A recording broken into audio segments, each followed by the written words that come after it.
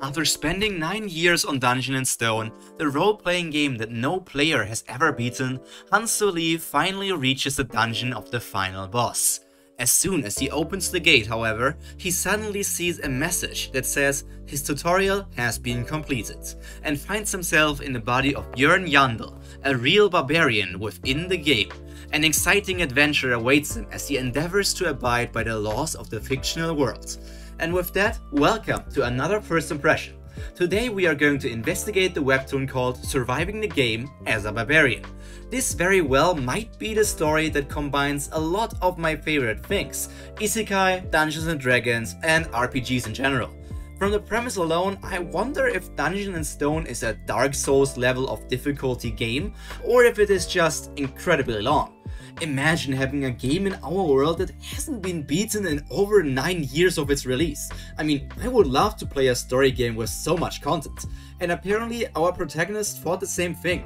It is sad that no other player has beaten the game so far. So maybe other people besides the protagonist are going to achieve that over the course of this story. Why he got isekai'd or turned exactly into that Bjorn fella is not clear, but I am interested and willing to find out more about this mystery. Besides the thing I talked about, this summary doesn't give us all that much to go off, so I think it's time to start reading. Like always, I put the link to the webtoon in the description if you want to check it out right now. If that is not the case, here is your obligatory spoiler warning for chapters 1 to 6 from Surviving the Game as a Barbarian. Let me tell you, I was taken by surprise by a lot of things that happened in this story. It had a very strong start, but it isn't as deeply connected to Dungeons & Dragons than I thought at first. It's just that our main character is a barbarian and that the name Dungeon & Stone is giving off a similar vibe. So far, I don't fully understand why the game is titled that and what our big goal will be. However, we can discover that over the course of this journey. Our protagonist is a gamer since childhood, which instantly makes him relatable to me and probably many of you as well.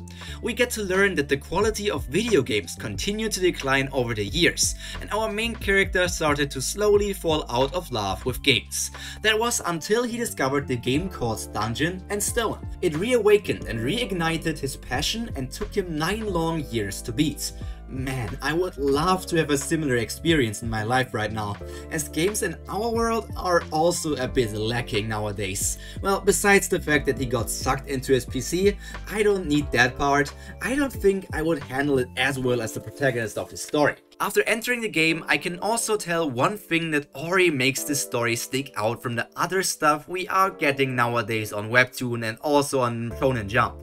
The protagonist isn't skinny or lean. He's actually very buff and still has a working brain after getting isekai'd.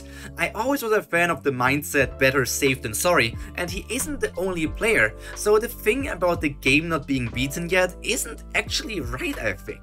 It might have been only the personal opinion of the main character or the author trying to hype him up as a person. Now to another point. Do you guys like off-meta builds as much as me and the main character do? Or do you normally try to min-max your characters in games? Because Hansu, or rather now Bjorn, went for quite the unconventional barbarian starting equipment, but I personally love it. It seems like the character himself can't see his status screen, but we are able to see it, so the story can still be classified as game lit for us readers. Game mechanics like stats are always nice to see, but they can also become overwhelming or just straight up annoying. Let's hope for the best for the screens in this tale. Our main mission at the moment is only to survive, but that might turn out to be harder than expected, because of some barbarian discrimination that happens in this world. As Bjorn knows this game, he quickly tries to use some of the systems, but they don't seem to work for him. He really did accept it very fast that this is now his life. No stage of denial or just stupidity, he just comes to terms with it and fears for his life, because this world of Dungeon & Stone is incredibly dangerous. This story so far actually has been decently graphic. There aren't any unnecessary swear words or anything, but the world does a good job of appearing as dangerous as it really is. We get to see quite a lot of blood, and personally I hope this won't stop. I think this helps the Barbarian story to set itself apart. In these first few chapters we also see a few different examples for how combat will work. It's not always just a straightforward slugfest because the story is titled with a barbarian. As I said, our protagonist is actually quite smart and also uses knowledge of the game to help increasing his survival chances. While he himself wasn't a fit human in his past life, the barbarian's body is very healthy and also has some fighting instincts that support the technical knowledge that the main character possesses. He actually has no scruples and is quite strong, but in no way overpowered.